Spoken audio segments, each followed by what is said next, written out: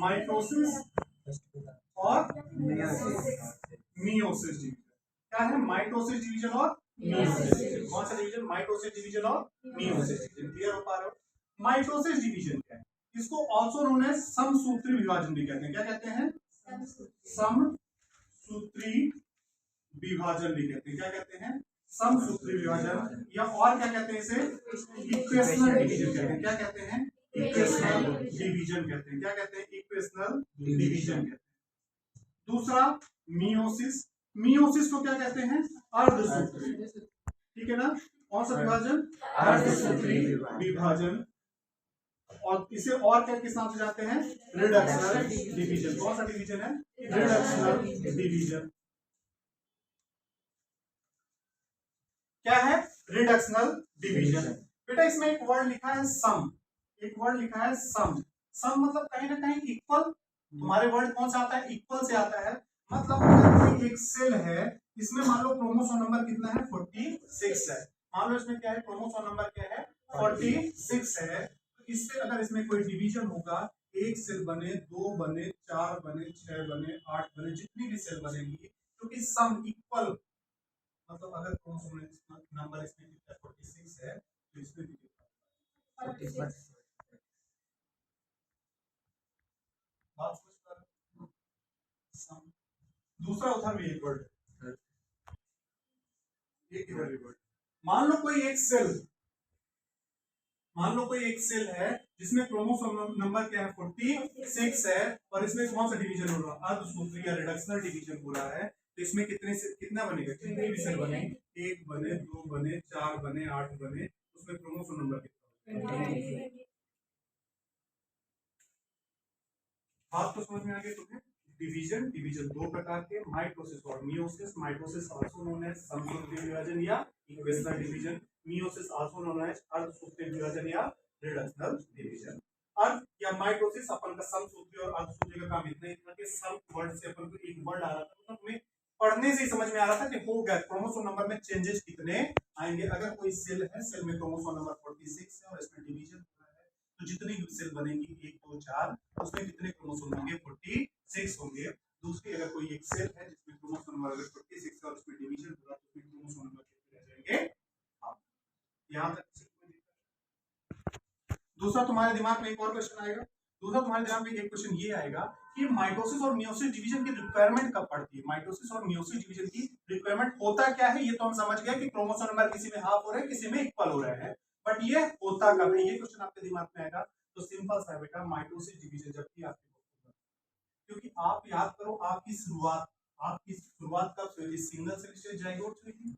आपकी शुरुआत किससे हुई है? हम सभी यहाँ पे शुरुआत किससे हुई? सिंगल सेल स्टेज जाइगोट से हुई है।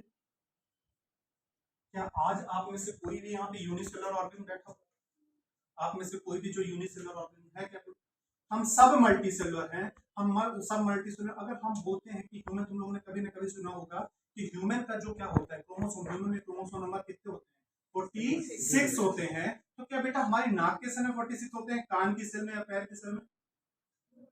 हमारी बॉडी की सभी सेल, हमारी बॉडी में जितनी भी सेल्स हैं उन सभी सेल्स में कितनी सेल क्या होता है? क्रोमोसोम नंबर 46 होता है। हमारी बॉडी की सभी सेल्स में क्रोमोसोम नंबर कितना होता है? 46 होता है। क्लियर हो पा रहा है? कोई दिक्कत है?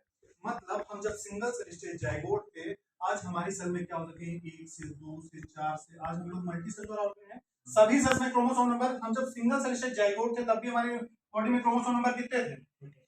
और आज हमारी सभी सेल्स में भी कितने हैं? मतलब आज याद करो कि हमारी जो इतनी लंबी जर्नी रही, जब हम बाई बर्थ के पहले से, जब हम सिंगल सेल स्टेज जाइगोट थे, जाइगोट से आज तक हम इतने बड़े ऑर्गेनिज्म बन चुके हैं। आज हमारे मिलियन से बिलियन सेल्स हैं, सभी में क्रोमोसोम नंबर जब भी डिवीजन हुआ, कौन सा डिवीजन हुआ होगा? माइटोसिस। क्योंकि हम जब भी हमारी बॉडी की लंबाई बढ़ी, क्योंकि लंबाई बढ़ी मतलब ऊंचाई बढ़ी, जो भी चीज हमारे अंदर वेट बढ़ा, जो भी गेन हमने किया, सेल्स के नंबर लगातार इंक्रीज हुए, तो कौन सा डिवीजन हुआ? Mitosis division. किसी को यहां तक कोई दिक्कत? दूसरा डिवीजन मियोसिस। सर माइटोसिस समझ में आ गया कि आप जब से जन्म हुआ, हमारा जन्म हुआ, तब से आज तक हम लोग जितने भी हुए, हमने अंदर कौन सा डिवीजन पाया गया? Mitosis division. तो सर मियोसिस डिवीजन कब होता है? बात समझ पा रहे हो? अब थोड़ा सा इसके पर ध्यान दें बेटा। आपके फादर ने, ठीक है, दूसरी क्या है? मदर। फादर भी ह्यूमन है, मदर भी ह्यूमन है, अगर इनमें फादर में मतलब 46 क्रोमोसोम होंगे, मदर में भी कितने क्रोमोसोम होंगे 46 क्रोमोसोम। कितने क्रोमोसोम 46 क्रोमोसोम, और मदर में भी कितने क्रोमोसोम होंगे 46 क्रोमोसोम होंगे। लेकिन जो जाइगोट बना था, लेकिन जो आप बने हो उसके पहले क्या बना, पहले क्या बना है गैमेट बना। आपके बनने के पहले क्या बना है गैमेट बना है। मतलब इस 46 क्रोमोसोम इन्होंने क्या भेजा होगा, गैमेट भेजा होगा। वो गैमेट कितने क्रोमोसोम का भेजा होगा 23। मदर ने भी गैमेट भेजा होगा, तो जो गैमेट भेजा होगा उसमें भी क्रोमोसोम कितने रहेंगे 23। उसमें भी क्रोमोसोम कितने रहेंगे 23। बात समझ पा रहे हो? मतलब 46 से यहाँ पे क्या क्रोमोसोम नंबर क्या हाफ हुए क्या, मेल से मतलब फादर की जगह मेल लिख लो, मेल से मेल गैमेट बना तो क्या क्रोमोसोम नंबर हाफ हुए। मदर से फीमेल गैमेट बना तो क्रोमोसोम नंबर हाफ हुए। बात समझ पा रहे हो? फीमेल से फीमेल गैमेट बना मतलब क्रोमोसोम नंबर हाफ हुए। और कौन से डिवीजन में क्रोमोसोम नंबर हाफ होते हैं, मियोसिस और रिडक्शनल डिवीजन में। मतलब यहाँ पे जो डिवीजन हुआ, अब ये 23 और 23 ऐड हो जाएंगे और सिंगल सेल स्टेज बन जाएगी, जिसे क्या कहते हैं जाइगोट बोलते हैं। और ये जो जाइगोट बनेगा उसमें कितने क्रोमोसोम, समझ में आ गया? अपन ने किसके डिवीजन की स्टार्ट की, सेल डिवीजन। सेल डिवीजन में दो टाइप के डिवीजन, माइटोसिस डिवीजन और meiosis division. Mitosis division also known as equational division या समसूत्री विभाजन। दूसरा क्या है मियोसिस डिवीजन, अर्धसूत्री विभाजन या रिडक्शनल डिवीजन। माइटोसिस में हमेशा क्रोमोसोम नंबर क्या होंगे इक्वल होंगे, मियोसिस में क्रोमोसोम नंबर हमेशा क्या होंगे, ठीक है ना। माइटोसिस डिवीजन जब भी होगा, क्योंकि हमारी बॉडी में माइटोसिस डिवीजन कब पाया जाता है, हमारे जन्म से लेकर आज तक हमें जितने भी डिवीजन लगातार डिवीजन हो रहे हैं वो कौन से डिवीजन होते हैं माइटोसिस डिवीजन। और मियोसिस डिवीजन जब होते हैं वो कब होता है, जब गैमेट का फॉर्मेशन। गैमेट फॉर्मेशन के लिए एक वर्ड होता है गैमेटोजेनेसिस। मतलब जेनेसिस वर्ड बायो में कभी भी आ जाए, जेनेसिस मतलब फॉर्मेशन से है, टू फॉर्मेशन मतलब किसी चीज के फॉर्मेशन। जेनेसिस वर्ड कहीं पे भी आ रहा है मतलब उसका क्या होगा फॉर्मेशन से है। अब गैमेटोजेनेसिस में क्योंकि मेल गैमेट को आल्सो नोन एज स्पर्म भी कहते हैं, उसे स्पर्मेटोजेनेसिस कह सकते हैं। और फीमेल गैमेट को आल्सो नोन एज ओवम भी कहते हैं, तो उसे क्या कह सकते हैं oogenesis भी कह सकते हैं। यहाँ तक आपको डिवीजन समझ में आ गया, क्यों होता है क्रोमोसोम नंबर क्या चेंजेस जाते हैं, कब होता है, ये चीजें समझ में आ गई। अब सबसे पहले अपन कौन से एक डिवीजन को देखेंगे, माइटोसिस डिवीजन। कौन से डिवीजन को देखेंगे अपन, माइटोसिस डिवीजन को।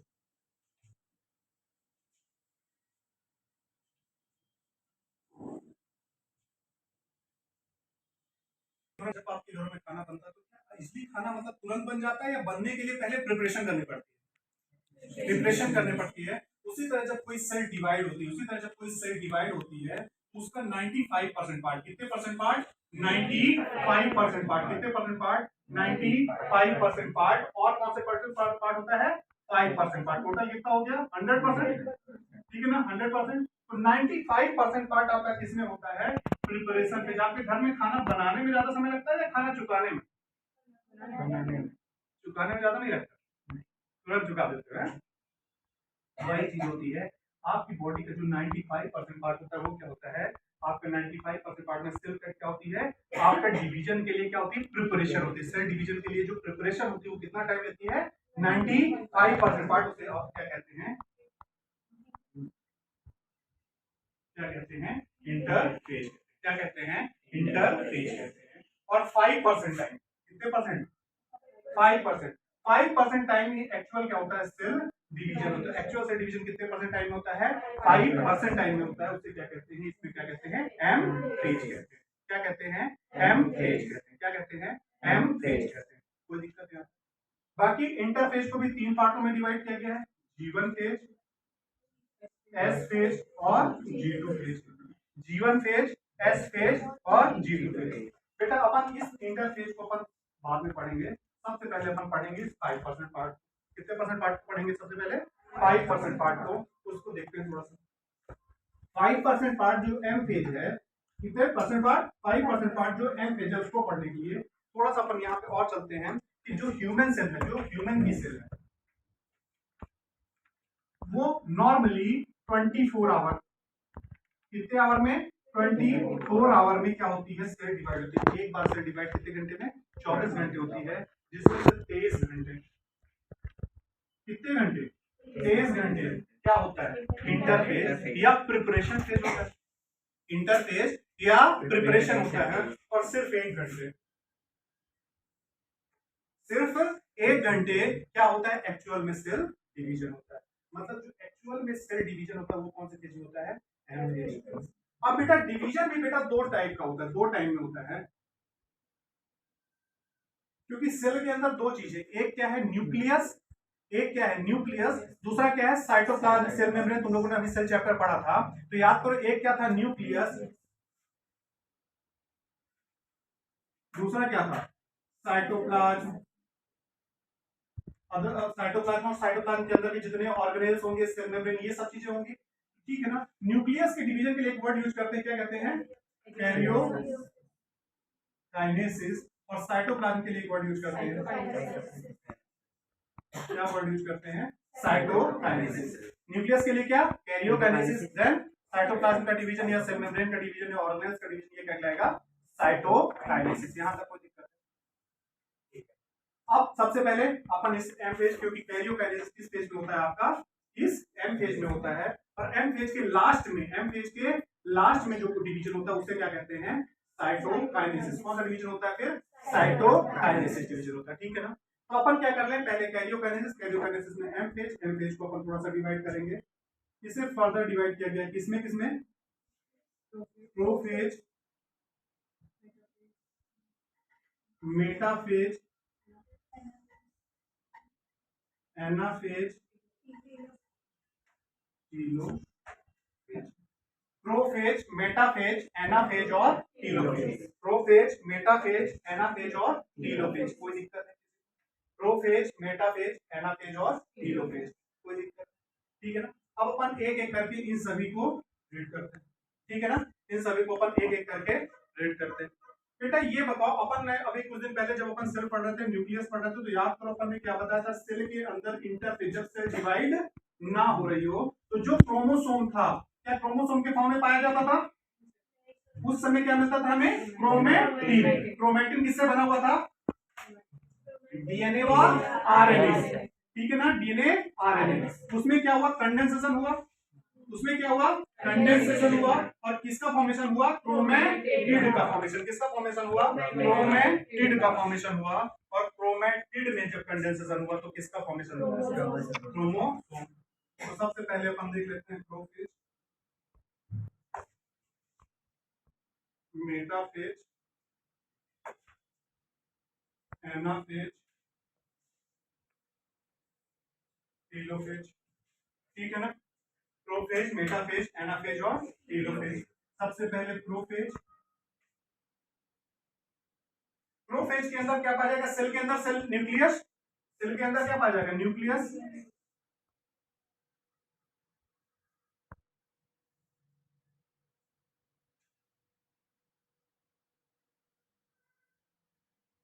कोई दिक्कत है? सेल के अंदर न्यूक्लियस, न्यूक्लियस के अंदर क्या? Chromatin, chromatin, nucleo plasm, nucleo plasm. बात समझ पा रहा हूँ? न्यूक्लियो प्लाज्म सेल है, नॉर्मल सेल है अभी। इसमें क्या होगा, क्योंकि अभी डिवीजन नहीं हो रहा है, डिवीजन अभी प्रोफेज के जस्ट पहले की बात कर रहे हैं, ठीक है ना। इनिशियल ऑफ प्रोफेज की बात कर रहे हैं, मतलब अभी डिवीजन में ये इंटर करने वाली है। तो सेल होगा, सेल के अंदर न्यूक्लियस होगा, उसके अंदर क्रोमेटिन होगा, न्यूक्लियो प्लाज्म, न्यूक्लियाई, न्यूक्लियोलस, याद आ रहा होगा सब कुछ, अपन ने बात की थी, ये सब कुछ पाया जाएगा। अब इसमें क्या होगा, जैसे ही प्रोफेज में इंटर करेगी, जैसे ही ये क्या किसमें इंटर करेगी? प्रोफेज में इंटर करेगी। इसके बाद याद करो, इसके बाहर भी कुछ ऑर्गेनेल्स पाए गए थे, जैसे क्या बोला था अपन ने? इसके अंदर कुछ वो पाए गए थे, राइबोसोम, माइटोकॉन्ड्रिया हो सकता है हो, ठीक है ना, क्लोरोप्लास्ट और अदर ऑर्गेनेल्स हो। गोल्जी बॉडी कहाँ पे होगी? न्यूक्लियस के ट्यूबुलर स्ट्रक्चर, ठीक है ना, जो आपस में क्या होगी? पैरेलल होगी, ठीक है ना। और क्लियर हो पा रहे हो? लाइसोसोम हो, सेंट्रियोल हो, सेंट्रियोल हो, याद आ रहा है? सेंट्रियोल हो, क्लियर हो पा रहे हो? ठीक है ना। अब आपके प्रोफेज में क्या होगा? प्रोफेज में क्या होगा? प्रोफेज में जैसे ही इंटर करेंगे, प्रोफेज में क्या होगा? सबसे पहली घटना क्या होगी? इसके अंदर ये जो क्रोमेटिन है, ये क्रोमेटिन कंडेंस होकर किसका फॉर्मेशन करेगा? क्रोमेटिड का फॉर्मेशन करेगा। जो क्रोमेटिन में क्या थे? डीएनए आरएनए थे। ये डीएनए आरएनए क्या होंगे? कंडेंस होंगे और किसका फॉर्मेशन करेंगे? क्रोमेटिड का फॉर्मेशन करेंगे। और आपको पता है जो क्रोमोसोम होता है, दो क्रोमेटिड मिलके, दो क्रोमेटिड मिलके एक क्रोमोसोम लास्ट क्लास में अपने बात की थी, दो क्रोमेटिड मिलके एक क्रोमोसोम का फॉर्मेशन करते हैं, कोई दिक्कत है।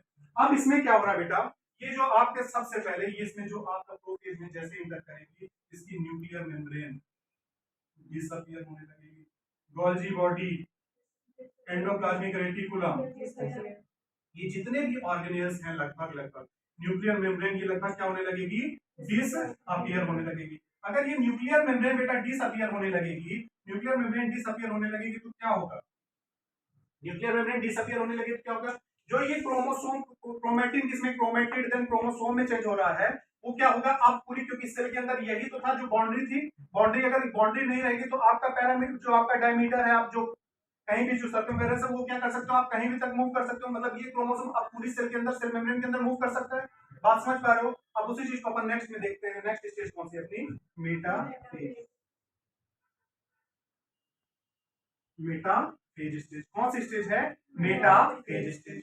मेटाफेज स्टेज में क्या होगा बेटा, जो ये क्रोमेटिन था ये क्रोमेटिन देन क्रोमोसोम में चेंज हो चुका होगा, ठीक है ना। अब इसके बाद ये जो जितने भी क्रोमोसोम है और ये एक सेंट्रियोल था, सेंट्रियोल, सेंट्रियोल का अपोजिट मूवमेंट, सेंट्रियोल का क्या हो जाएगा, अपोजिट मूवमेंट हो जाएगा।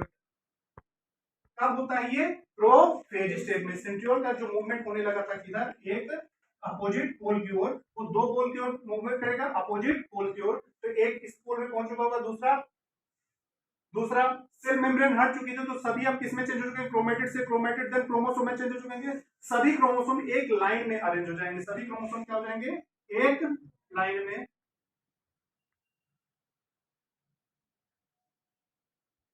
लाइन में अरेंज हो जाएंगे।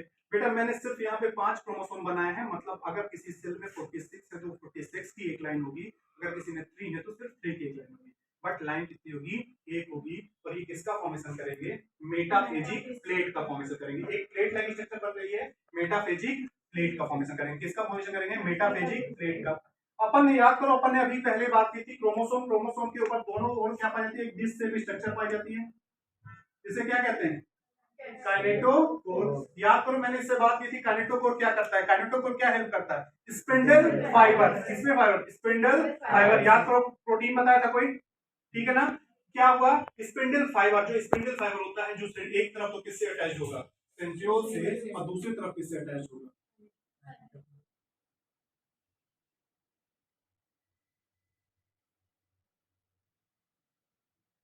दूसरी तरफ किससे अटैच होगा,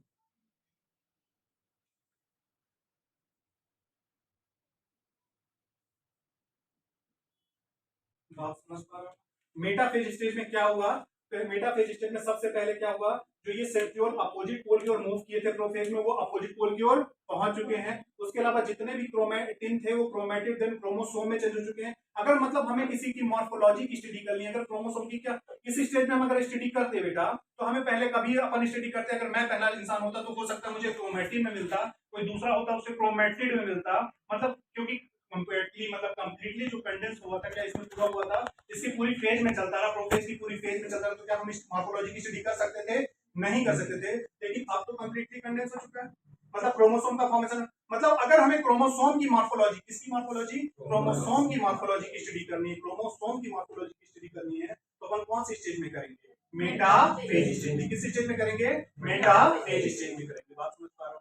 ये जो मेटाफेज है, क्रोमोसोम सभी क्या हो गए, आपके मिड लाइन पे अरेंज हो गए, जिससे किसका फॉर्मेशन हुआ, मेटाफेजिक प्लेट का फॉर्मेशन, किसका फॉर्मेशन हुआ, मेटाफेजिक प्लेट का फॉर्मेशन हुआ। बात समझ पा रहे हो। चलते हैं नेक्स्ट एनाफेज में। अब बेटा जितने भी ये क्रोमोसोम हैं, क्रोमोसोम में देख रहे हो दोनों साइड से बाइंड है, अपोजिट पोल की ओर बाइंड है। अब क्या होगा, इनमें क्या होगा, स्पिंडल फाइबर में शॉर्टनिंग होगी, स्पिंडल फाइबर में क्या हो जाएगी, शॉर्टनिंग। अगर स्पिंडल फाइबर मतलब ये रस्सियां, अगर जिनको तुम अगर इनको रस्सियां माने या स्पिंडल फाइबर्स माने, अगर ये क्या हो रहा है, धीरे धीरे क्या होने की इनकी लेंथ छोटी होने लगेगी। अगर इनकी लेंथ छोटी होने लगेगी तो क्या हो रही है, इसमें क्या होगा, खिंचाव, स्ट्रेच, खिंचाव होने लगेगा। और खिंचाव होने लगे तो एक टाइम के बाद ये क्या होंगे, जो एक क्रोमोसोम कितने क्रोमेटिड से, दो क्रोमेटिड से बना था, तो अब दो क्रोमेटिड से बना था, तो क्या दोनों क्रोमेटिड अपने अपोजिट पोल की ओर मूव करने लगेंगे, कुछ ऐसा स्ट्रक्चर हो जाएगा क्या।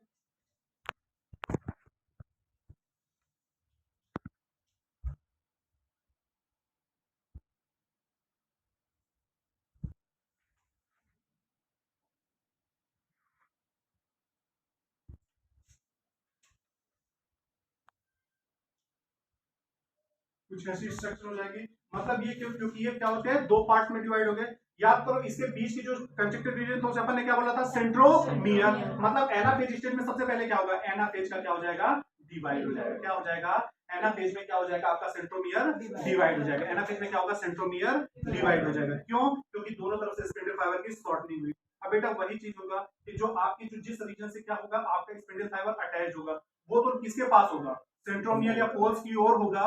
और जो उसकी जो लेग्स होंगी या उसकी ट्रेलिंग बिहाइंड होगी, उसके पीछे पीछे आ रही होंगी। सेम चीज दिख रही होगी कि उसके पीछे पीछे आ रही होंगी। क्लियर हो पा रहे हो। मतलब एनाफेज में जो मेन काम होता है वो क्या होता है, आपका आपका सेंट्रोमियर क्या हो जाता है, डिवाइड हो जाता है। क्या हो जाता है, एनाफेज में क्या हो जाता है, सेंट्रोमियर डिवाइड हो जाता है। कोई दिक्कत है। नेक्स्ट नेक्स्ट स्टेज क्या होगी, आपका टीलोफेज। अब टीलोफेज में सेम चीज। अब आपका कहां पहुंच चुका है, जो आपका सेंट्रो, यहां पे क्या था पहले से, सेंट्रियोल। सेंट्रियोल के अलावा ये क्या पहुंच चुके हैं, क्रोमेटिड पहुंच चुके हैं। क्रोमेटिड फिर से इस स्टेज में क्या होने लगेंगे, डी कंडेंस। और डी कंडेंस होंगे क्रोमेटिड, तो किसका फॉर्मेशन करेंगे, क्रोमेटिन का फॉर्मेशन। क्योंकि क्रोमोसोम तो पहले ही डिवाइड हो चुके हैं, क्रोमेटिड में आ चुके हैं। अब क्रोमेटिड से क्या होगा, क्रोमेटिन में, मतलब यहां पे फिर से क्रोमोसोम क्या हो जाएंगे, अनकंडेंस कह सकते हो। क्लियर हो पा रहे हो ना। यहाँ पे क्या हो जाएंगे, फिर से अनकंडेंस हो जाएंगे। ठीक, कोई दिक्कत नहीं। इसके अलावा यहाँ पे जो न्यूक्लियर मेम्ब्रेन डिसअपियर हुई थी, जो कौन सी न्यूक्लियर मेम्ब्रेन डिसअपियर हुई थी, वो फिर से क्या होने लगेगी, रीअपियर होने लगेगी। बात समझ पा रहे हो। फिर से जो न्यूक्लियर मेम्ब्रेन डिसअपियर हुई थी, वो न्यूक्लियर मेम्ब्रेन फिर से क्या होने लगेगी, रीअपियर। यहाँ पे जो एंडोप्लाज्मिक रेटिकुलम क्या हुआ था, डिसअपियर हुआ था, वो फिर से क्या होने लगेगा, रीअपियर होने लगेगा। यहाँ पे जो गॉजी बॉडी डिसअपियर हुई थी, वो फिर से वहां पे क्या होने लगेगी, रीअपियर। बात समझ पा रहे हो। मतलब अब तुम्हें क्या दिख रहा है, जो एक सेल में एक न्यूक्लियस था, जो इनिशियल स्टेज में एक सेल में एक न्यूक्लियस था, अब क्या हो चुका है, एक सेल में एक से ज्यादा न्यूक्लियस हो चुके हैं। एक सेल में एक से ज्यादा, मल्टी न्यूक्लियोटाइड स्टेज कह सकते हैं। एक से ज्यादा न्यूक्लियस, दो न्यूक्लियस, मल्टी न्यूक्लियोटाइड स्टेज कह सकते हो। कोई दिक्कत है किसी बच्चे को, कौन सी स्टेज कह सकते हैं, मल्टी न्यूक्लियोटाइड स्टेज। मतलब यहाँ पे क्या हो रहा है, एक सेल में एक से ज्यादा न्यूक्लियस मतलब मल्टी न्यूक्लियोटाइड। और तुम लोग देख रहे होगे एक से ज्यादा न्यूक्लियस मतलब न्यूक्लियस का क्या डिवीजन हो चुका है, लेकिन अभी भी सेल मेम्ब्रेन एक ही है, साइटोप्लाज्म एक ही है। मतलब सबसे पहले अपन ने जो बात की थी कुछ देर पहले, कि पहले किसी भी सेल में अगर डिवीजन होता है, किसी भी सेल में अगर डिवीजन होता है तो सबसे पहले किसका डिवीजन होता है, न्यूक्लियस का डिवीजन होता है। किसका होता है, न्यूक्लियस का डिवीजन होता है, जिसे क्या बोलते हैं अपन, कैरियोकाइनेसिस बोलते हैं हम। और उसके बाद किसका डिवीजन होता है, साइटोप्लाज्म सेल मेम्ब्रेन या अदर ऑर्गन्स का होता है। ठीक है ना। याद करो अपन ने माइटोकॉन्ड्रिया फिजन याद किया था, फिजन से डिवीजन होता है। तो मतलब अगर इसके बाद कौन सा डिवीजन होगा, साइटोकाइनेसिस होगा। कौन सा होगा, साइटोकाइनेसिस। कैरियोकाइनेसिस को एक बार मैं फिर से बता देता हूँ, थोड़ा सा एक बार फिर से ध्यान दे दो। अपन ने बात किसकी की, डिवीजन की बात की। डिवीजन दो टाइप की बात की, कौन कौन सा डिवीजन, माइटोसिस डिवीजन और मियोसिस डिवीजन। माइटोसिस डिवीजन और मियोसिस। माइटोसिस डिवीजन को अपन ने क्या बोला, इक्वेशनल डिवीजन। माइटोसिस डिवीजन को अपन ने क्या बोला, इक्वेशनल डिवीजन, या क्या बोला, समसूत्री विभाजन। समसूत्री विभाजन भूल भी जाओ कोई दिक्कत नहीं है, बट उसका एक वर्ड अच्छा है, सम मतलब इक्वल। मतलब जब भी क्रोमोसोम नंबर कौन सा डिवीजन होगा, माइटोसिस डिवीजन होगा, क्रोमोसोम नंबर हमेशा इनिशियल स्टेज और लेटर स्टेज की जो सेल होगी, या इनिशियल सेल और लेटर प्रोजेनी सेल होगी, उसमें क्या होगी, क्रोमोसोम नंबर हमेशा क्या हो गया, सिमिलर होगा। यहां तक कोई दिक्कत। नेक्स्ट, जब अपन ने दूसरी बात की, कौन सा division, meiosis division. Meiosis division में अपन ने क्या बोला, अर्धसूत्रीय रिडक्शनल डिवीजन। कौन सा डिवीजन, अर्धसूत्रीय रिडक्शनल डिवीजन। जब भी अपन ने अर्धसूत्रीय रिडक्शनल डिवीजन की बात की, उसमें क्या हुआ, अर्धसूत्री में हमेशा क्रोमोसोम नंबर क्या हो गया, हाफ हो गया। क्रोमोसोम नंबर क्या हो गया, हाफ हो गया। क्या हुआ, हाफ हो गया। ठीक है ना। अब दूसरी अपन ने क्या बात की, माइटोसिस डिवीजन कब होगा, मियोसिस डिवीजन कब होगा। माइटोसिस डिवीजन कब होगा, जब भी आपके सेल में क्या होगी, ग्रोथ होगी। जब भी आपकी ऊंचाई, लंबाई, मोटाई जब भी आप बढ़ेगी, आप इनिशियल सेल, आप सिंपल से एग्जांपल ले सकते हो, जब आप जाइगोट थे, सिंगल सेल स्टेज थे, आज आप मिलियन से बिलियन सेल्स हो, इनमें से आप में हमेशा कौन सा डिवीजन हुआ, आपका माइटोसिस डिवीजन। और जब भी आपकी बॉडी में, जब भी आप क्या करोगे, सेक्सुअल रिप्रोडक्शन में पार्ट लोगे, आप गैमेट का फॉर्मेशन करोगे। इसका फॉर्मेशन करोगे, गैमेट का फॉर्मेशन करोगे, गैमेटोजेनेसिस वर्ड यूज करोगे। तो चाहे मेल में हो तो मेल गैमेट, फीमेल में हो तो फीमेल गैमेट। अगर ह्यूमन की बात में बात करें तो उसके लिए स्पेसिफिक वर्ड क्या है, स्पर्मेटोजेनेसिस, फीमेल के लिए बात करोगे तो कौन सा, oogenesis, बात समझ में, कौन सा जेनेसिस, oogenesis। जब भी गैमेट का फॉर्मेशन होगा तब कौन सा डिवीजन होगा, रिडक्शनल, अर्धसूत्री या मियोसिस डिवीजन, बात समझ में। उसके बाद मैंने क्या बात की, सेल जब भी डिवाइड होती है तो जिस तरह आपके घरों में खाना बनने के पहले प्रिपरेशन होता है, और प्रिपरेशन क्या होती है, लॉन्गेस्ट फेज होती है, मतलब प्रिपरेशन करने में ज्यादा समय लगता है, उसको खत्म करने में उतना समय नहीं लगता। सेम चीज क्या होता है कि आपकी जब भी सेल डिवाइड होती है तो प्रिपरेशन का फेज कितने टाइप का होता है, 95% पार्ट, कितने परसेंट पार्ट, 95% पार्ट टाइम होता है वो किसमें होता है, प्रिपरेशन फेज, जिसे क्या कहते हैं, इंटरफेज। दूसरी चीज, अब जो एक्चुअल में सेल डिवीजन होता है उसे क्या कहते हैं, एम फेज, और उसमें कितने परसेंट पार्ट, सिर्फ 5%। अगर ह्यूमन सेल का एग्जांपल माने जो 24 घंटे में एक बार डिवाइड होती है, जो 24 घंटे में एक बार डिवाइड होती है, उसमें से अगर माने तो 23 घंटे किसमें यूज होता है, प्रिपरेशन फेज में, और 1 घंटे किसमें होता है, डिवीजन में। कोई दिक्कत। फिर अपन ने सबसे पहले एम फेज को देखा, एम फेज को 4 पार्टों में डिवाइड किया, प्रोफेज, मेटाफेज, एनाफेज और टीलोफेज, एनाफेज और टीलोफेज, इसकी बात की, एनाफेज और टीलोफेज। सबसे पहले आते हैं प्रोफेज में। प्रोफेज में क्या हुआ, प्रोफेज में नॉर्मली प्रोफेज में एंटर करने के पहले सेल होगी, सेल के अंदर न्यूक्लियस होगा, न्यूक्लियस में सभी क्रोमेटिन, क्रोमेटिड ये सब होंगे, उसके अलावा न्यूक्लियोप्लाज्म होगा, न्यूक्लियाई होगी, बगल में एंडोप्लाज्मिक रेटिकुलम, गोल्गी बॉडी, जितने भी ऑर्गेनेल्स हैं सभी ऑर्गेनेल्स पाए जाएंगे, ठीक है। अब प्रोफेज में एंटर की तो इसमें सबसे पहले क्या होगा, कंडेंसेशन होगा, किसका, क्रोमेटिन का कंडेंसेशन। क्रोमेटिन किसके हैं, डीएनए व आरएनए। इसके लिए histone, non histone, H1, H2A, H2B, H3, H4 याद करो, अपन ने बताया था कि इतने प्रोटीन्स की रिक्वायरमेंट होगी, न्यूक्लियोसोम बनेगा, उसके बाद क्रोमोसोम, क्योंकि जो आपका 2.2 मीटर लंबा डीएनए उसको क्या करना है, कॉम्पैक्ट करना है, कंडेंस करना है, बात समझ पा रहे हो। इन सब चीजों को कंडेंस करने के लिए अपन क्या करेंगे, कंडेंसेशन स्टार्ट होगा। उसके अलावा ये कंडेंसेशन पूरे प्रोफेज में चलता रहेगा। प्रोफेज चलने के बाद इसमें क्या होगी, इसमें जो एंडोप्लाज्मिक रेटिकुलम था, रफ हो या स्मूथ हो, ये धीरे धीरे क्या होने लगेगी, डिसअपियर। जो न्यूक्लियर मेम्ब्रेन थी वो धीरे धीरे क्या होने लगेगी, डिसअपियर। गोल्गी बॉडी जो है धीरे धीरे क्या होने लगेगी, डिसअपियर, मतलब धीरे धीरे ऑर्गेनेल्स क्या होने लगेंगे, डिसअपियर। मतलब प्रोफेज में क्या हुआ, एक तो कंडेंसेशन हुआ, दूसरे ये एंडोप्लाज्मिक ये सभी ऑर्गेनेल्स क्या हुए, डिसअपियर हुए। कोई दिक्कत है। नेक्स्ट फेज कौन सा है, मेटाफेज। नेक्स्ट क्या है, मेटाफेज। मेटाफेज स्टेज में क्या होगा, क्योंकि न्यूक्लियर मेम्ब्रेन ये सब डिसअपियर हो चुके हैं, सभी क्रोमोसोम का कहां आ जाएंगे, मिड लाइन में आ जाएंगे, और किसका फॉर्मेशन करेंगे, मेटाफेजिक प्लेट का फॉर्मेशन करेंगे। किसका फॉर्मेशन करेंगे, मेटाफेजिक प्लेट का फॉर्मेशन करेंगे। मेटाफेजिक प्लेट का फॉर्मेशन करेंगे, और जो सेंट्रियोल का प्रोफेज में अपोजिट डायरेक्शन या अपोजिट पोल्स की ओर मूव हो चुके हैं, तो वो अपोजिट पोल्स की ओर पहुंच चुके हैं, और उससे स्पिंडल फाइबर से इधर क्रोमोसोम में कौन से पार्ट से, काइनेटोकोर पार्ट से, कौन से पार्ट से, काइनेटोकोर पार्ट से क्या हो जाएंगे, अटैच हो जाएंगे। यहां तक कोई दिक्कत ये। और इसी स्टेज में, मेटाफेज स्टेज में ही किसी भी क्रोमोसोम की मॉर्फोलॉजी की स्टडी की जाती है। मेटाफेज स्टेज में ही किसी भी क्रोमोसोम की मॉर्फोलॉजी की स्टडी की जाती है। कोई दिक्कत है।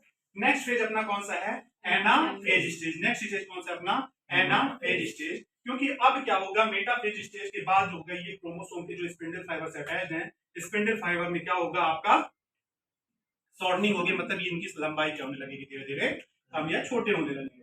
जैसे ये छोटे हो रहे हैं तो इसमें क्या हो जाएगा, यहाँ पे स्ट्रेच आएगा, स्ट्रेच मतलब खिंचाव आएगा, खिंचाव आने के कारण क्या होगा, ये जो क्रोमोसोम दो क्रोमेटिड से मिलकर बना था, वो दोनों ही क्रोमेटिड क्या होने लगेंगे, सेपरेट होने लगेंगे, मतलब सेंट्रोमियर क्या हो जाएगा, डिवाइड हो जाएगा। सेंट्रोमियर क्या हो जाएगा, डिवाइड हो जाएगा, और सेंट्रोमियर अपोजिट पोल की ओर मूव, सॉरी सेंट्रोमियर तो डिवाइड हो गया, उसके बाद क्रोमेटिड जो है अपोजिट पोल्स की ओर मूवमेंट करने लगेगा। इसमें से जिस रीजन से स्पिंडल फाइबर अटैच है वो तो क्या होगा, आगे होगा, और उसकी जो टेल रीजन है वो क्या होगा, उसकी टेलिंग मतलब पीछे पीछे आ रही है। क्लियर हो पा रहे हो, यहाँ तक कोई दिक्कत है। एनाफेज के बाद टीलोफेज। टीलोफेज में क्या होगा, आपका न्यूक्लियस डिवाइड हो चुका है, न्यूक्लियस में अब क्या, क्योंकि ये क्रोमेटिड पहुंच चुका है पोल्स की ओर, यहाँ पे क्या हुआ, क्रोमेटिड क्या हो चुका है, फिर से डीकंडेंस होगा, किसमें फॉर्मेशन करेगा, क्रोमेटिन का फॉर्मेशन करेगा, धीरे धीरे nuclear membrane, Golgi body, endoplasmic reticulum ये फिर से क्या होने लगेंगे, रीअपियर। न्यूक्लियस का डिवीजन हो गया, क्योंकि एक से ज्यादा दो न्यूक्लियस हो गए एक की जगह, एक सेल में एक न्यूक्लियस से एक सेल में दो न्यूक्लियस, मतलब एक से ज्यादा न्यूक्लियस, मल्टी न्यूक्लिएटेड स्टेज हो गई। न्यूक्लियस का डिवीजन हो गया, इसके लिए अपन ने वर्ड यूज किया कैरियोकाइनेसिस। और इसके बाद लास्ट फेज कौन सी होती है आपकी, साइटोकाइनेसिस। लास्ट फेज क्या होती है आपकी, ये सेल है, अगर ये सेल है, सेल में याद करो प्लाज्मा मेम्ब्रेन और सेल वॉल। अगर वो प्लांट सेल है तो उसकी आउटर कवरिंग क्या होगी, अगर वो एनिमल सेल है तो उसकी आउटर कवरिंग क्या होगी, याद करो इस लीडर और सो ऑन। सेल थ्योरी अपन ने बात की थी पहली क्लास में जब सेल पढ़ाया था। तब क्या बात की थी स्टेगन और स्वान ने? तो अपन ने क्या बात की थी जब सेल थ्योरी पहली बार आई थी, तो उन्होंने क्या बताया था, स्वान ने क्या बताया था, अगर वो सेल कौन सी प्लांट सेल है तो उसकी आउटर कैविटी किसी होगी, सेल मेम्ब्रेन की। अगर वो प्लांट सेल तो सेल वॉल की, अगर वो एनिमल सेल है तो उसकी क्या होगी, सेल मेम्ब्रेन की होगी। किसकी होगी, सेल मेम्ब्रेन की होगी। याद करो अपन ने सेल वॉल के बारे में क्या बताया, ये रिजिड स्ट्रक्चर है, टफ स्ट्रक्चर है। अगर किसी रिजिड स्ट्रक्चर तो उसमें क्या फिशर का फॉर्मेशन हो सकता है, ग्रूव्स का फॉर्मेशन हो सकता है, नहीं हो सकता, क्योंकि आप इस सरफेस में अगर कितना भी दबाओगे इसमें ग्रूव का फॉर्मेशन हो जाएगा। बट किसी की स्मूथ सरफेस में दबाओगे तो उसके अंदर क्या गड्ढे पड़ने लगेंगे, बात समझ रहे हो, ग्रूव्स का फॉर्मेशन होगा। तो अगर वो एनिमल सेल, ये क्या है, प्लांट सेल अपन मान लेते हैं, पहले इसे प्लांट सेल मान लेते हैं, तो इसमें क्या होगा, प्लांट सेल में क्या होगा, प्लांट सेल में क्या होगा, इसमें सबसे पहले, क्योंकि वो सेम चीज आपके अंदर यहाँ पे किनारे पे क्या आ चुका है, सेंट्रियोल है, सेंट्रियोल के अलावा यहाँ पे क्रोमैटिन आ चुका है, ठीक है ना, इसके अलावा न्यूक्लियर मेम्ब्रेन आ चुकी है, ठीक है ना, एंडोप्लाज्मिक रेटिकुलम और सदर अदर ऑर्गेनेल्स आ चुके हैं, ठीक है ना, ये सब चीजों में कोई दिक्कत नहीं होगी। सेम चीज इधर भी हो चुकी होगी,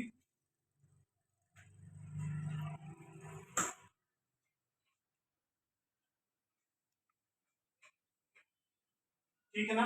अब क्या होगा, अब यहाँ पे क्योंकि इसमें ये रिजिड स्ट्रक्चर है इसलिए इसमें ग्रूव्स का फॉर्मेशन नहीं होगा, तो इसमें एक स्मूथ जो छोटी सी स्ट्रक्चर बनेगी जिसे क्या कहते हैं, सेल प्लेट कहते हैं। क्या कहते हैं, वहां पे क्या कहते हैं, सेल प्लेट। वहां पे क्या बनी थी, मेटाफेजिक प्लेट। मेटाफेज में कौन सी बनी थी, मेटाफेजिक प्लेट बनी थी।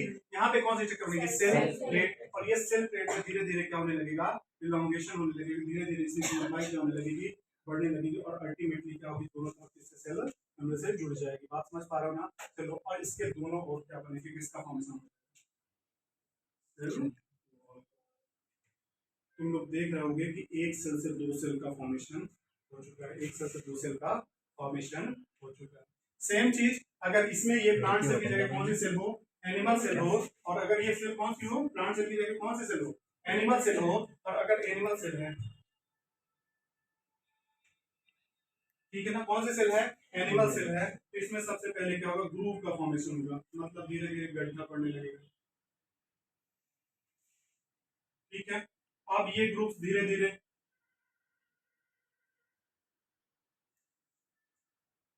बढ़ता जाएगा, और अल्टीमेटली क्या होगा, एक सेल से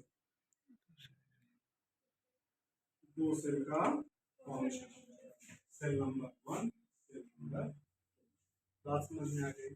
माइटोसिस डिवीजन इतना ही है, एक बार इसको रीड करते हैं, उसके बाद